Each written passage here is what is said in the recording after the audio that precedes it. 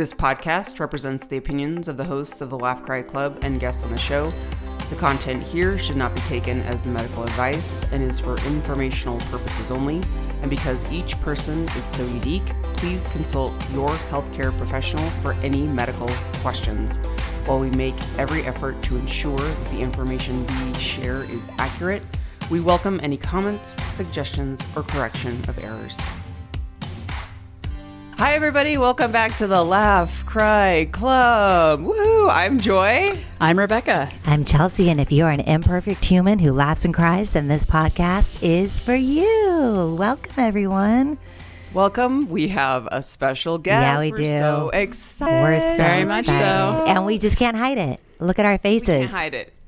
We can't hide it. We love this human so much. Giorgio Chatelain. We've worked as colleagues, and I'm so excited to have him here because he's just a wealth of knowledge. And not only that, you're just a good human that we enjoy your presence. So, Giorgio, welcome to the Laugh Cry Club. Also, Welcome. Look at that applause. Also, Giorgio, you were a big fan of our show, which just warms my heart. Like, you were... So I'm more excited than all of you because I'm such a fanboy. It's so great to listen to the show and to watch the Instagram reels. And I voted yes on the Patreon show of the drinking therapist. The drinking therapist. Drunk therapist. Drunk therapist. I think that's great. I voted yes. I commented yes. But, Patreon for sure. I'm so excited to be here. Thank you guys for having me. I am humbled. Giorgio, okay, so audience, now you have 4 licensed therapists. You should feel very special. Hopefully this gives you an extra dose of help this week. All right, Chelsea is going to kick us off on our laughs and our cries. We're going to talk about anger today, all about the emotion of anger. What do we do with anger? And then we'll talk about our topic of next week. So, Chelsea, who's going first? Well, this has been another crybaby week for myself. And so rather than going into like the crybaby, I'm just going to pop it over. Rebecca's face looks almost like she doesn't want to be nominated. So I'm going to nominate her. Rebecca, what is your face saying that your mouth is not? Are you thinking? I think I was typing something up real quick, but hey, I am here. Thank you for nominating me. Yeah, so it has been a week again. I feel like I'm in Groundhog Day. It just keeps happening. But these laughs and cries actually have to do with my dogs, which I thought was interesting, this theme. But so I'll keep them really brief. But I had to take my dog Fritz. Some of you know he's a rescue dog, has some real vision issues. I had to take him to his eye doctor appointment. And I loved it when the ophthalmologist vet came in. She immediately opened the door and was like, "There's my baby," and just got on the floor with him and like took his head and like nuzzled it. And I was like, my primary vet doesn't do this to my dog. It just really touched my heart that she was so excited to see him. And she does have a history. Difference. It does. Because I feel like they see so many animals during the day that you just think like, oh, do they do this to all the animals? But when they make them feel special, it's super nice. Yeah, it's so nice. And he has history of like, I guess she was raised with a German Shorthaired Pointer. So she has like this affinity for them. And everybody knows his story. Like he's super popular. Even when he goes to our vet, he's like, they all know when Fritz is in the building. So that was sweet. I mean, yes, and he doesn't even know. Yes. Yeah. And then my laugh has to do with every night I tuck my dogs into their bed. So I get on the floor with them and I nuzzle with them and I talk to them and I tell them how wonderful they are. And I was talking to Ruby last night, tucking her in. She is loving this really cold weather here in Texas. It's been like, feels like negative degrees out there. So I've been calling her my polar bear. And I started, telling her story and how excited that I was. I was like, if I hadn't moved to Texas, I would never have met you. And I'm so happy to know you. So I was just talking to her. And then all of a sudden, I started singing Caribbean Queen. And I don't know why. And I was like, Caribbean Queen, where we share in the same dreams. And then at the end, it's Billy like Ocean, right? Yeah, Billy Ocean. Yeah. And then I was like, no more love on the run. It's like, because she's in her home. She doesn't have to get love on the run anymore. But I was singing that, and Robin came in. She's like, are you singing Caribbean Queen to Ruby? And I was like, yeah, it just came up. So that was my laugh. That's so cute. I love that so much. Yeah. I want to. Can I break the mold and pass it over to Giorgio? You sure can. I mean, anything goes in the Laugh Cry Club. I love it. I want do to hear too, Giorgio. Georgia. Send it over to you. What you got? All the pressure. I'm so excited because I've been listening to your laugh cries for such a long time, and now I have an opportunity to share my laugh cry, and I feel like I'm going to fall flat. But here we go. No, you're Okay, not. we're going to reframe that. I feel like I'm know, going Chelsea. to crush it. Yes, you are, Giorgio. Yes, I'm about you to are. crush laugh cry. Yes, you. Oh, you are. Yes. To the That's point where I'm perfect. going to cry. You're going to make us cry. You're going to crush it. That's going to make us cry. My laugh cry all revolves around my two girls. So I have a 14-year-old and a 2-year-old. And it's like the laugh and the cry of it because they're really exciting and they're fun. I always say that they're both mobile and dangerous in different ways, but they're great. They're awesome and amazing. And it's watching them together that makes me really excited because, they're 12 years apart, but they're really close. The youngest first word was Kaya, but she's named her Awa. And she knows her name is Kaya, but she refuses. She's like, I've named you and this is what you are. And so part of the laugh of it is that the 2-year-old is definitely the boss of the whole household and she can get us to do whatever she wants. And we do have a black lab, but she decides that we're all better dogs than our black labs. So she had me crawling around and eating fake ice cream. And then she'd say, good boy, and like pet me whenever I did good things. So that made me laugh. And it made me laugh because both my daughter, Kaya, the 14-year-old, and I were crawling around while she's walking us around the house. That is so cute. Oh my God, that's boy. so good.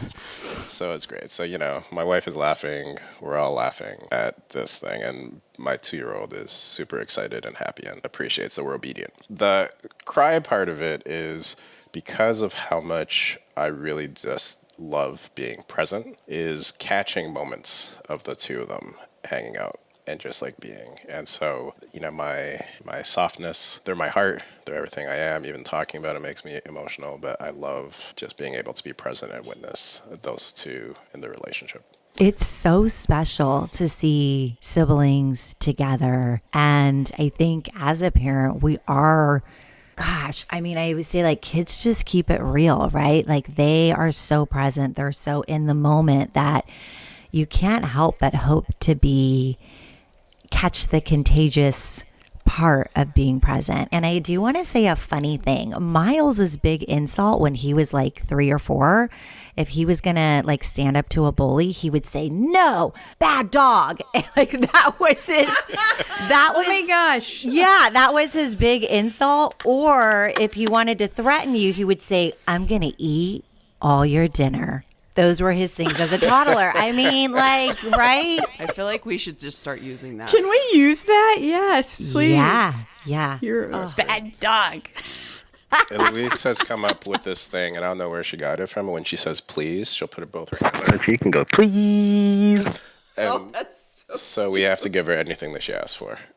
And Giorgio's whole heart is like a big, giant heart that's outside of the body when you see him with his family. I got to spend some time witnessing Giorgio with his family, and you're a great dad. I mean, You are. You're such a it good dad. shines through your entire disposition as you show up as love first with your family. I don't know how to describe the warmth that I felt witnessing you all together, but it's beautiful. You're a really, really amazing father, and your girls, as lucky as you are to have them, they are so lucky to have you too. So I didn't realize, I forgot that laugh cry also makes you cry when you guys talk about it. It does.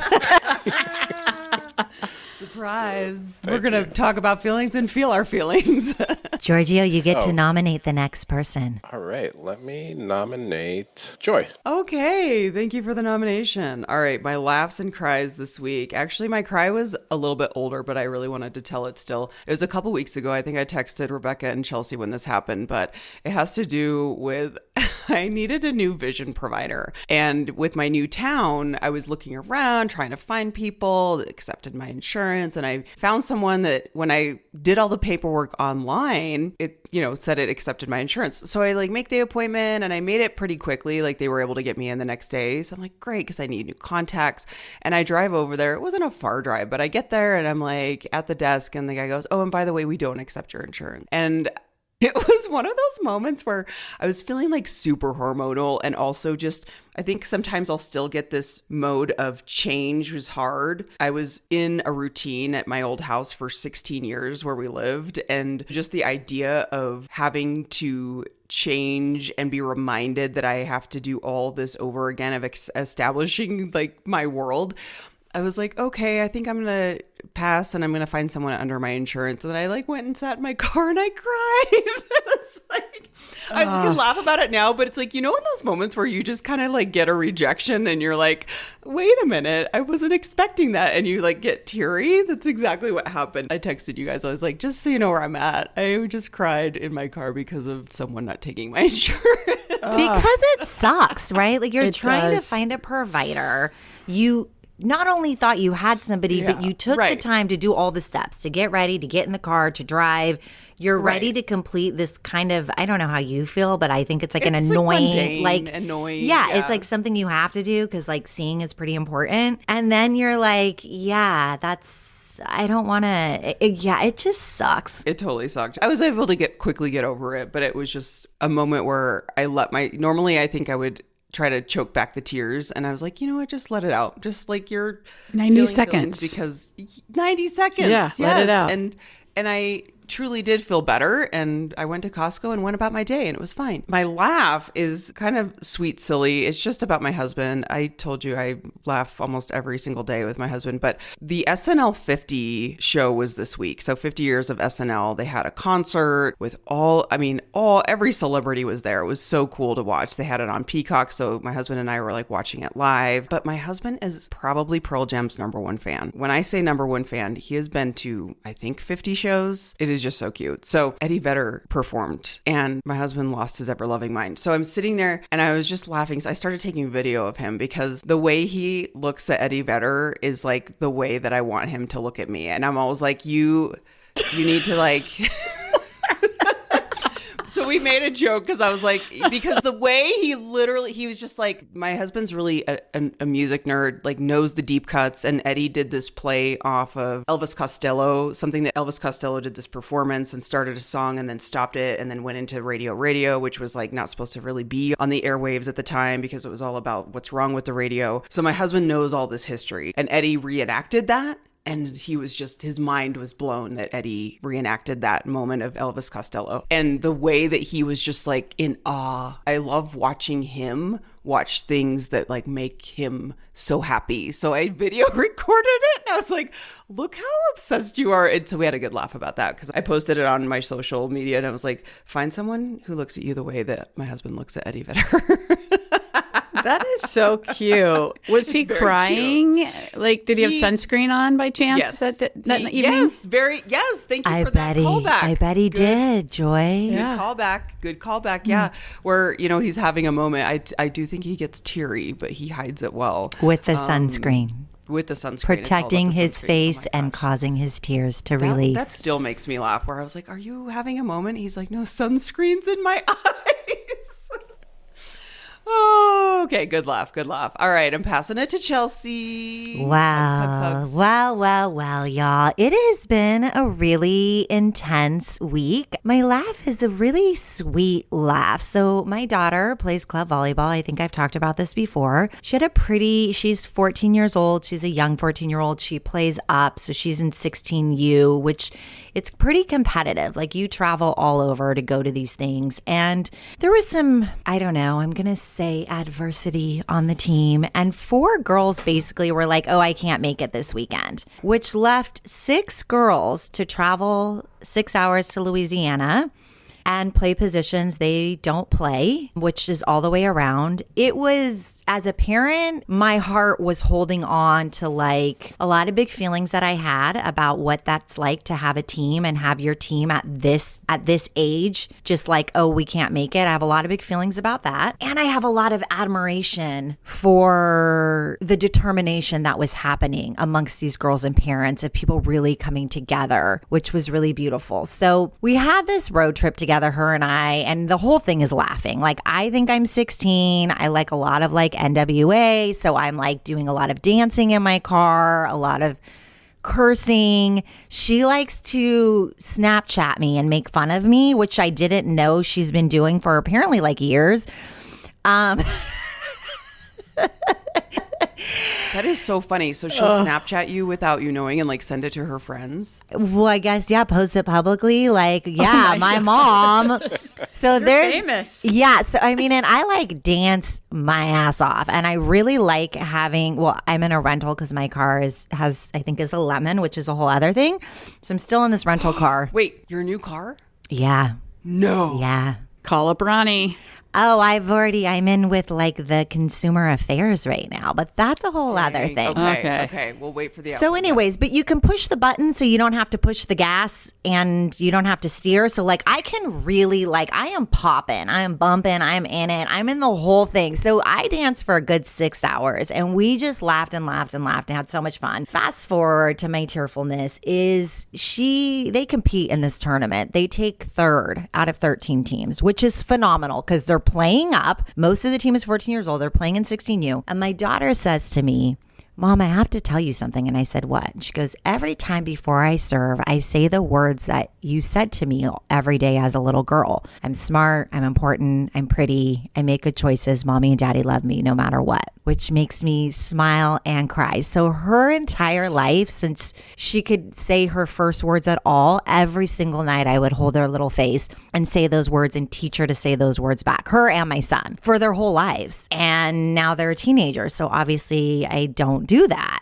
And she told me that's what she says every time before she serves or every time before she gets nervous, which just gives me like the happiest tears in the whole entire world. So that was my big laugh cry over the weekend. Chelsea, that's amazing. Isn't that sweet? Can you repeat it again? What you Yeah. said? So every day of their whole lives, I would say, I'm smart, I'm important, I'm pretty, I'm handsome, I make good choices, Mommy and Daddy love me no matter what. So we said that their whole entire, yeah, I mean, like, and if they had friends sleep over, we did it with their friends. We did it with like, this was just cousins, any kid who's ever slept over at my house from like toddler to elementary said those things. But I couldn't believe she said that. I mean, she's 14. Like, Georgia, you have a 14-year-old. Like, you just die when they say stuff like that. I love it. I'm teary. Yeah, it was so sweet. So that was my laugh cry, just being with her and her element and all of those big feelings that come.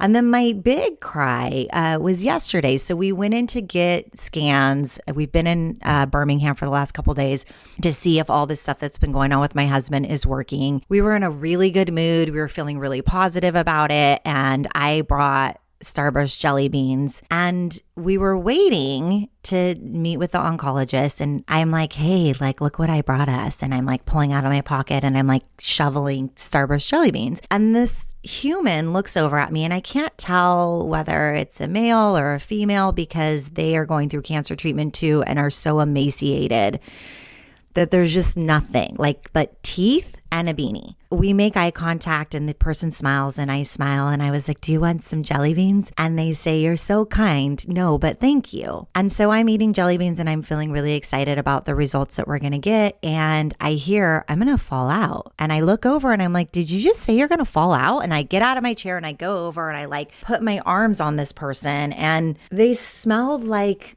stale cigarettes. The jacket was so like disheveled. Like it was just like it broke my heart. And I was like, do you need help? And they were like, I don't know. Like they were falling out. Like the skin color turned gray, the eyes get glossy. I like run over to the nurses and I'm like, hey, I need someone. I go back over and I just hold this human and I'm like, I've got you. I've got you. I've got you. I've got you. And I'm just like hanging like physically like with this human. And the nurses come and it turns out this was a man. He does does fall out and he like completely passes out. They like put him on the ground, everything. Anyways, he ended up being okay. But the words that made me even sadder was he said, make sure I have my phone. Last time I was here, somebody stole my phone. And I also have a book that I want to read. So can you make sure to get my book? And I just thought of like the simplicity of like, I don't know how much longer this person has. I don't know. You just don't know. But the sweetness just was like brought me to tears. And then after that, we found out that my husband's tumor has grown by 28%, which was not the news that we wanted. And we're still waiting to know what next steps are. We're still waiting. But, you know, it just... Earlier that day, I was looking at handbags and like shopping and like all these different things. And I was just like, none of it matters. All that matters right now is these stupid fucking Starburst jelly beans and holding hands. Like, that's it. That's all that matters right now. And so anyways, it was really intense. It was really, really, really intense and just really sad. It's hard to see disease and somebody who's alone in it. And that's what, like, alone, and like obviously like nobody's helping this person. And I'm like, how did he even get there? And like, he just has his little book and his cell phone and like, no human. I don't know. So that was my cry. And I'm still obviously crying because this just happened and we got in late last night. And yeah, it's emotional. So you all, the high highs and the low lows are something else.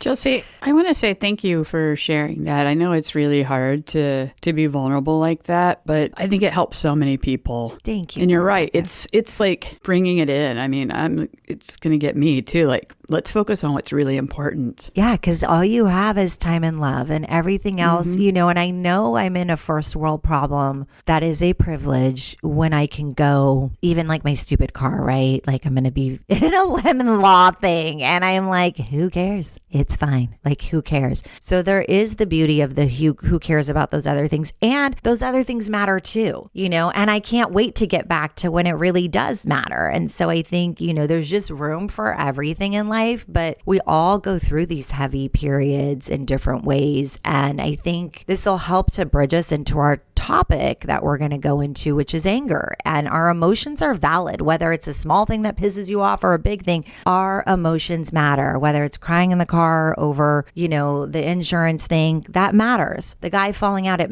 right? All of these things matter. So we're going to open up to talk about the anger. What does anger mean? What's a healthy way to express anger? What do we know about anger? How do we cope with anger? It's an important emotion. It teaches us something. It also comes up in grief. Yesterday, when this guy was playing his reels too loud in the waiting room and I came out of my dissociative fog of getting bad news, I wanted to go over and be like, shut your fucking phone off. It's rude. Right.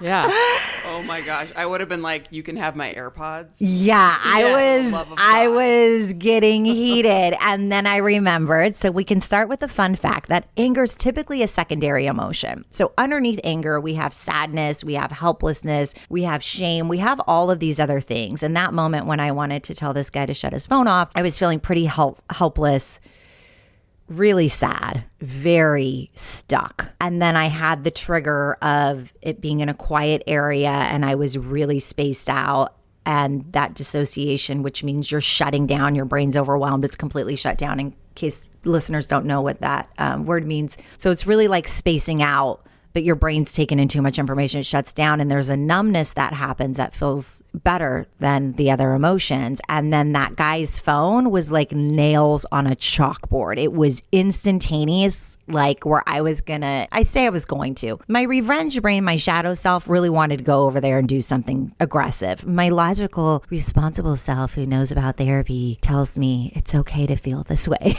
So right. It's like the devil and the angel on your shoulder. We're always fighting with that. Well, that's an example of your prefrontal cortex, which sits at the front of your brain, made an executive decision to do the right thing instead of doing something else. So I think it's important with anger too, just to like even understand how it functions in our body, that it really gets created from your amygdala. I know we've talked about that different times here. Yeah. But like it kind of sits in kind of, if you dissected your brain, it'd be kind of like back in the middle of it, hidden way in there. And so that's where like emotions get started, is your amygdala. And basically emotions come from this fight or flight. A lot of times this anger, like we've talked about fight or flight, like immediately, the chemicals start rushing through your body. Like, are you going to defend your family or defend yourself? Or are you going to run away as fast as you can to avoid whatever threat? Because your body's perceiving a threat. Now, it's probably not you're being attacked by somebody. Maybe you are, or you're not. Like back in the day, we'd be hunters and things like that. And it was like maybe attacked by an animal, which was really serious. But today it even happens like you're in a waiting room and somebody does something like that. And it's like, boom, I'm under threat. Your body felt attacked. And so it's fight or flight. But then the emotion happens. And then you have the chance to go through the prefrontal cortex, which helps you with your decision making. And you made a good choice not to go punch them. That's a little bit how it all works. Very brief. But then, I've been kind of thinking about anger too, is because I've been saying quite often lately, I feel kind of spiritually under attack. And I'm like, this is what's happening. This is why I feel so angry right now. It's because various different points of my life, my body is perceiving threats. And so it just keeps building and building. And so I'm going to have to do something where I try to calm that or let my body know that I'm not maybe really being attacked physically. I love this topic, and listening to everyone talk about it, the being okay with feelings is something I talk about a lot. And it's important to lean into your feelings. So we spend too much time trying to control feelings and not paying attention enough to actions, because you try to control feelings that come out anyway. The complicated thing I find about anger is that whole part of being under threat can get complicated when you are under threat, and then your reaction can also be threatening. So as a black male, I'm always extra conscious of how I'm perceived. And so like there's like feeling under threat, there's having the reaction of anger because I'm hurt or I'm scared about whatever's happening in the situation, and then having to actively suppress it because it feels like that's going to make the situation worse, right? Like it's either going to put me in actual physical threat if I'm dealing with authority, it's going to put my livelihood at threat. And one of the things I struggle with, as a therapist, I understand one part, and then there's like raising kids. And I'm raising two black girls who how they're seen in the world is one where their ability to lean into their emotions and express them is not as free as I want it to be. Like I want them to be able to lean into it and like just allow themselves to feel what they're feeling. And then there's like an absolute repercussion to that always makes me anxious and nervous. I don't know how else to both acknowledge it, that it's there, and also find like whatever the good way is of releasing, which sometimes isn't the just or fair way of being able to like live in your space or your emotions. Yeah, there's an extra layer of pressure there. So, for somebody like myself, who's a Caucasian woman who's fairly small, if I lose my shit, that's very different than my husband who's 6'4" and loses his shit. It's very different than being a black male in America losing their shit. That's very different than being a black female losing their shit, because there's all of this extra pressure underneath. And the risk is far greater. And so I can only imagine as a parent what that would be like, because we know, one, autoimmune diseases go up when we suppress our emotions. We know this. In fact, I think most research shows that in the BIPOC community that there is higher autoimmune disease, there's higher of other things that we're seeing. We can't argue against the fact that emotions that are stored in the body have a ramification. And how do we show up in society with all of these different things and be healthy? So there's a lot there. That's why it's so good to be intentional about the idea of normalizing the feeling and then being intentional about the release. You can't always predict when you're going to feel under threat, but it's important that even after a moment of suppression in the space, because you have to for safety, that you then intentionally release it, right? Like you intentionally do something to exhale or to breathe or to not fight the anger, but allow the anger to come out in some way, shape, or form that won't put you in more threat, especially if you're forced in a space or in a moment to suppress it because it's just not the place that can be received. Which requires safety. So I think we do need to call that out. If you are somebody who doesn't feel safe in society and then you come home and you don't feel safe at home, it's going to be really hard to healthily process this these emotions. And a way to compare would be like, domestic violence. If somebody doesn't feel safe at their place of work and then they come home to an abuser, it's not a safe place to express emotions. And so that's something we need to really seek when we're wanting to express any emotion is, can I find a place that's safe enough for me to be able to do this in a way that doesn't backfire with consequences that make us feel more helpless, make us feel more sad, make us feel more grief, loss, shame, blah, blah, blah, that end up going to the anger. I'm really glad we're talking about this because it makes me think about how we're raised and what shapes us and how we express really any emotion, but anger is such a big one. So I think what might be helpful for listeners is to reflect on how it was modeled in your home or what was the message that you received growing up around expressing these emotions. Personally, no shame, I love you parents, you're the best, but it was just a society and it was kind of the culture, especially being raised Catholic, of like, you just sweep it under the rug, you suck it up. And that's also kind of a Gen X thing too. We've talked about that many times. Gen X is very much like, suck it up, move on, You're fine. You're fine. And that's totally okay, but it really shaped me growing up where I suppressed a lot of that. And anger was seen as such a bad thing that you do not express anger, which kind of backfired because now I get pretty feisty and I get pretty pissed off pretty quickly. So I've really had to kind of hone that in. So I think it might be helpful too of tips and tricks, so to speak, of people listening to kind of go, oh, okay, this is a pattern that I have developed over the years and how I can really harness that or at least keep that in mind when I'm expressing anger. Because it's such an immediate reaction that I think it's hard. I'm not saying it's as easy to just like turn it off, but it's hard to control for people who maybe have had those messages growing up where you just weren't able to learn how to control it. So you're talking a little bit, Joy, about the attachment part, right? So when we are little kids, infants, our well-being is contingent upon our caregiver. And we talked about this, I think, a little bit last week, right? Yeah. So if you have when I was talking about being a preemie and my that's parents right. were, yep. Yeah. So if you have a parent who has an aversion to anger and you as a little kid have a giant temper tantrum because that's how kids express emotions through their feelings. They don't have the words yet. And your parent has disapproval, the child will learn how to suppress that emotion in order to keep the attachment with the parent. We also have where there's witness to maybe we have an angry parent and we have a parent who is more submissive, one's more dominant. The child will also figure out, who do I align with? Do I want to be the passive parent who's getting walked all over, or do I want to be the aggressive parent who's getting things done, right? So we're learning, and there's lots of different examples of this, but we're learning different ways of what's okay and what's not okay. If we cannot keep the attachment to the parent no matter what, which is what we see with teenagers, right? Teenagers who are disconnecting from their parents,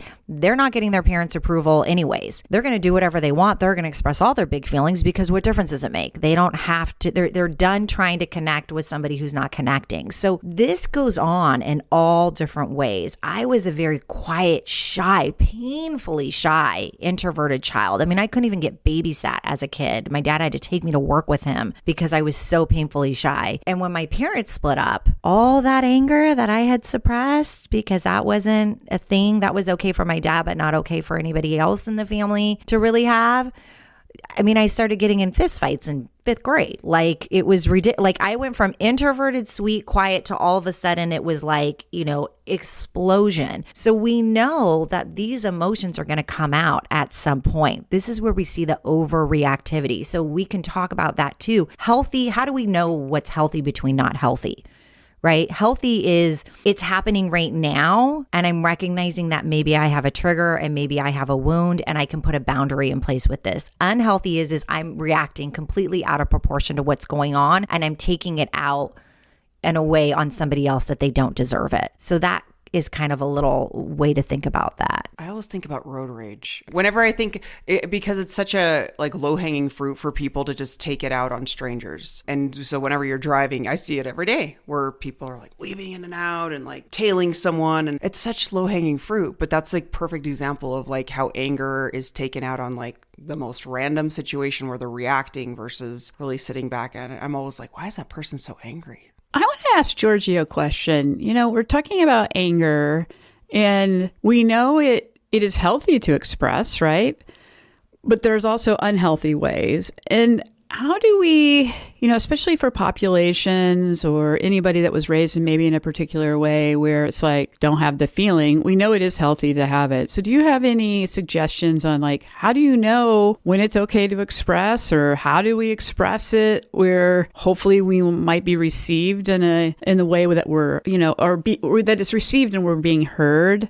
I like going back to the idea, the way that you were raised and what that does and how it can like contribute to the suppression of it. And I know and I'll speak for myself, is how my parents raised me to suppress it for multiple different reasons. Partly because of how they were raised, but also both immigrants in this country, they know that the impact of me being a black male growing up, I grew up in Canada, I moved to New York, I've been in New York for the past 19 years, and they kept telling me the thing that I didn't understand. Like they kept telling me that you'll be considered a threat, you'll be attacked, don't. But they didn't tell me what to do with it. So like I don't feel what you're feeling. Don't express it in that very specific way to keep you safe. And so that just caused tension between us because I just didn't live in the same world they did until I started experiencing my own experiences of racism. What I was still stuck with is just not knowing what to do with it, right? So how they dealt with it is like, life is hard, life is going to be hard, just work harder, suppress and work harder, which didn't really kind of help me figure out what do I do with this whole part of it. Fast forward to raising Kaya and having a 2-year-old and watching the freedom of a child who can just allow themselves to express whatever they express, and being caught in a place where I don't want to suppress it, but then having to like figure out the tools of what to do with it. So a lot of the work that I do is helping people just acknowledge and recognize and be okay with the fact that angry is not a negative piece. Like feelings aren't bad. They're not right. They're not wrong. They exist and they tell us something. They tell us something about what's happening with us or within us. And being able to kind of lean into that is helpful. So then you can like pay attention to, well, what do I want to do when I can't control it? Because I can't always control it, right? Like we're not always being able to like proactively set ourselves up. But in those moments, I'll do burpees. Not true. When I get home, I'll do burpees. But I know for me, being able to like... I'm like, that's a hard no. Yeah, I was like, wow. Everybody, we're going to do burpees. And I don't know what it's like for everybody, but I know for me, I need like the buildup of the anger and suppressing it. I need to do something physical to get rid of that energy. And if it's going for an intense walk or going for a bike ride, sometimes I talk about exercise with teens I've spoken about, punching pillows or punching bags, just something that allows that energy that you've let out, that you've suppressed or hold on to let out in a way that you're not going to hurt yourself, ideally. But you are intentional about saying that this is what I'm doing in order to release it. Sometimes I have some of the clients that I work with who work out and are pretty athletic. I also let them know that intentionally working out when you're angry is a bad workout, but a good release. And the idea is that you want a good release. You're not going to push as much as you do. You're not going to run as your pace is going to be off. Your time is going to be off. But you're not doing it for the workout. You're doing it for the release and the intentional let go of it. And I've heard you guys talk about the 90 seconds of being able to kind of sit and breathe out of it. So those are the things that I work on. It's both acknowledgement that it exists, because a lot of times you're not allowed to acknowledge that it's there or that it's okay. And then it's being intentional when you can control it of how it comes out. And not how in terms of trying to limit the intensity of it, but allowing it to be intense in a way that you feel comfortable, especially if you're in situations where you feel like you have to suppress or people aren't going to hear you or call you emotional, as if that's a negative thing to do. So those are things I typically talk about or look at and work out with people. Giorgio, because we live in some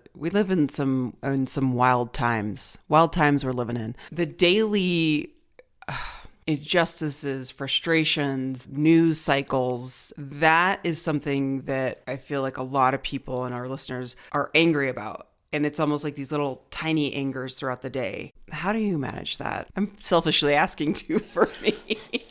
Give me some advice.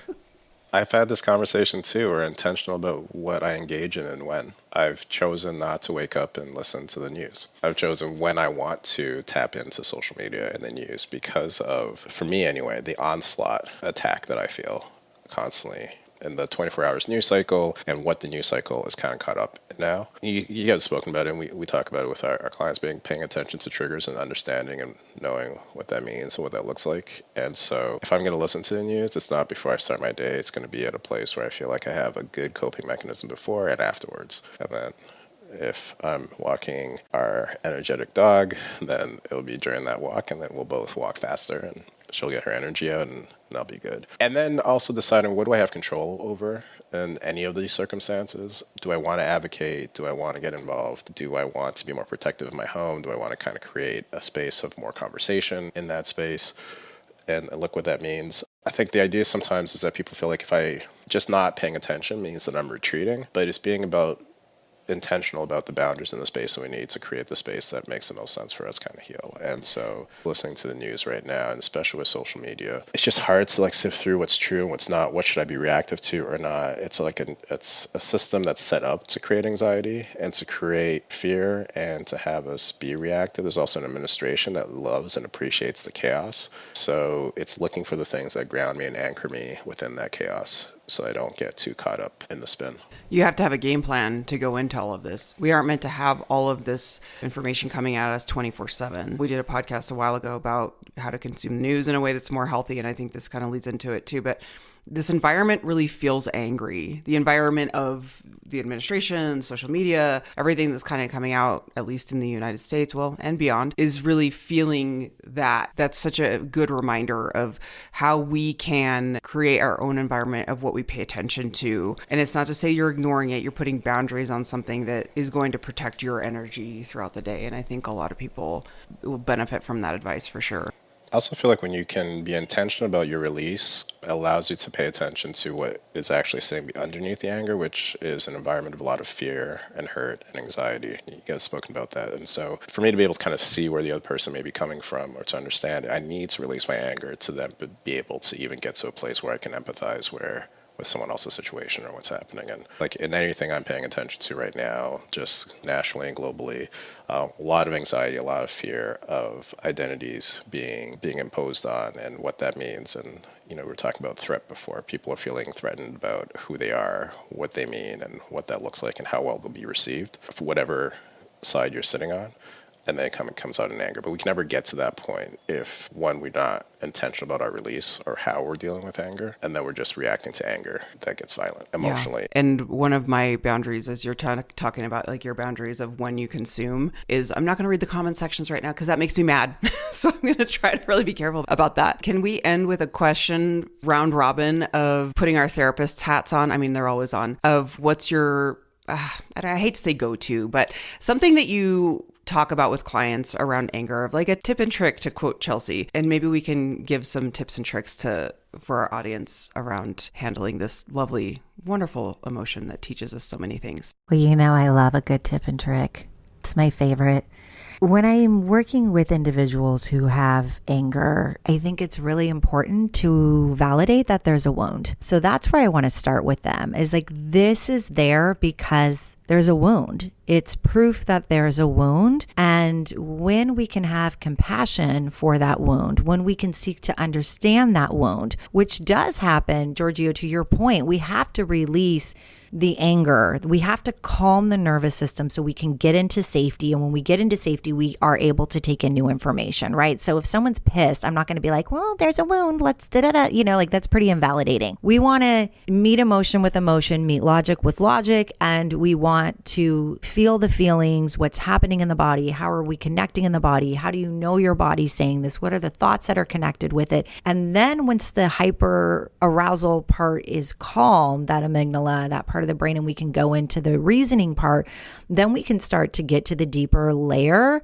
of the wound, which might be the sadness, the grief, the helplessness, the feeling unsafe, all of these other things. And when we validate that and we understand it, then individuals have a pause button. But I don't think we can have a pause button without understanding and validating where we're at, because it becomes a negative feedback loop. I'm pissed about this person in traffic. Now I'm judging myself because I just acted like an asshole while I was driving. Now I feel like shit. Now I'm mad again. And we get in this loop. So we want to break up the loop. The loop is feelings, thoughts, behaviors. They all go together. We've talked about this before. We want to break the loop. And a great way to do that is to connect with the body, express the emotions, calm the nervous system, and then we can start to dig a little bit deeper. So that would be where I would go. Back to the brilliant brains in the room for your all tips and tricks. along with those wonderful tips and tricks, I wholeheartedly agree with that, is I always like to go to the origin story. I'm a big fan of the origin story of where did this start? Where were you first hurt? Maybe we're talking about those wounds, and really understanding that piece and creating that foundation of it helps so much to know when you can understand where it comes from and you can kind of take it out of you and look at it, as opposed to this is out of control. It's in my body and I don't know how to control it. I always try to do something that kind of gives them something to look at. Something, I'm holding my hand out. I know people can't see me on audio, but like something to look at, something tangible to evaluate, so it doesn't feel so out of control. So that's something that I often use. I ditto everything said here. I really encourage people to show up with curiosity. I think curiosity is like one of my favorite things in the world. And show up curious about your anger. Like, again, like kind of like the origin story, like take a moment, like what is triggering this? What is underlying this? Because there isn't another emotion, and it's, could be all kinds of things, but that's what's really the concern, is like the fear or shame or whatever else is under that anger. And then you might feel less angry if we look at that. But one of the first things I do with clients that are saying they're really angry, I'm like, let's talk about the release. Like, let's get this out of you ASAP. Then we can go into figuring out what's causing this. But and then showing up curiosity with them. Like, what are the things that have worked before for them? Do they exercise? Do they like to do arts and crafts?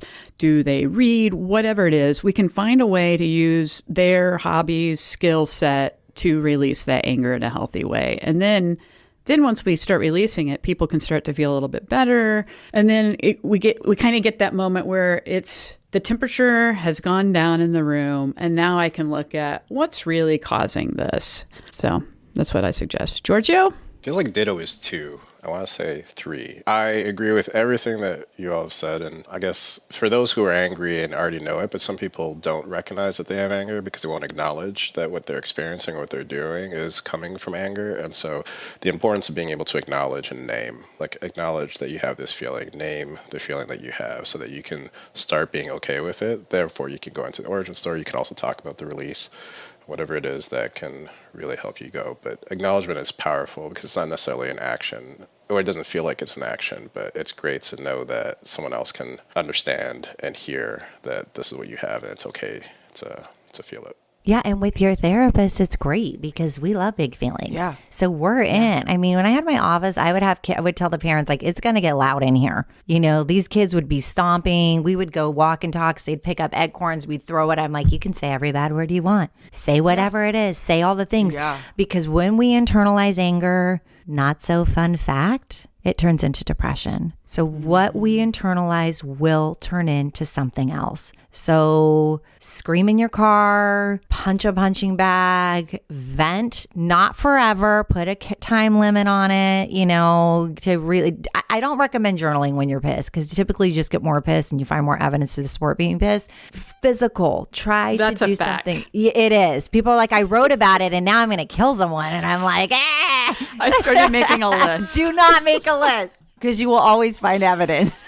Or know who Yeah. you're venting to. Sometimes people just like add fuel to the fire. Yes. Yeah, so I would say purposeful processing. This is not a therapy term. This is something I invented. It says, how much time and energy do I want to give this? The grocery store clerk hit a nerve. I'm going to call my sister and say, hey, I'm going to complain about this woman for 2 minutes. At 2 minutes, you need to shut me off, right? Because I don't need to fuel my body up. Because again, the negative feedback loops, thoughts, feelings, behaviors, they all go together. The behavior of yammering away about it is going to make it worse. So again, know that you're purposefully, intentionally, Giorgio, you said that earlier about you're being intentional. I'm going to the gym to release this. My workout may not be as good as I want it to be. I'm going for a run to release this. I'm getting on the punching bag to release. I'm getting in my car and screaming my head off because I'm releasing it, right? So we want to be intentional. And that is the present tense of releasing the anger. Then you know you're healthy, because if you're in the past, then we're like collecting garbage and bringing it to the future. So on that note, I want to say one more thing about that is a resource of one of my favorite books about big feelings and having them live their life cycle is Burnout. And they talk about emotions have to run their life cycle. So that's kind of what we're talking about too, is if you suppress it, you hold it. They talk about it almost like you're going through a tunnel. And if you don't go in the tunnel and out the tunnel, your emotions are just going to be stuck in the tunnel, and it's like a drain that just clogs. So read the book Burnout, really great. That's also a wonderful resource. But thank you guys so much for this conversation. I've learned so much, and really this is why therapy is so great, listeners, because you can act out these things with your therapist and practice. And we are a safe space to do that. So therapy is great. You can be messy and be like, I don't know how to do this. We'll help you figure it out. It doesn't have to be perfect, but we help you figure out these emotions, and you can yell and scream and cry. And, we're there to be that soft place to land. So next week, we are talking about anxiety, another big emotion. I think maybe we should just keep on this theme of big emotions. And Ooh, how I we love manage it. them. Big people, big emotions. Oh my gosh. Yeah. And Giorgio, thanks so much for being here and imparting your wisdom. I feel like we could almost like keep Giorgio as our fourth person. I know. I mean, I've been thinking that the whole time. This has been a very, very, very amazing conversation. Giorgio, we already love you so much. And to be able to do this together, I'm in. Feels like a treat. This has been great. Thank you guys so much. I told you I'm a fan. I've been a fan from day one, and I like the fact that it's a quad right now. I like the quad. You're hired. Come on over. Anytime you guys will have me, I'd love it. So thank you guys so much. This was great. Thank you. So much. Love having you here. Listeners, you can find us at Laugh Cry Club on all of our social media. Reminder to share with a friend, rate and review. That is a great free way to support the podcast. Have a wonderful week, everyone. See you next time. Bye. Bye. Bye. That's life, baby.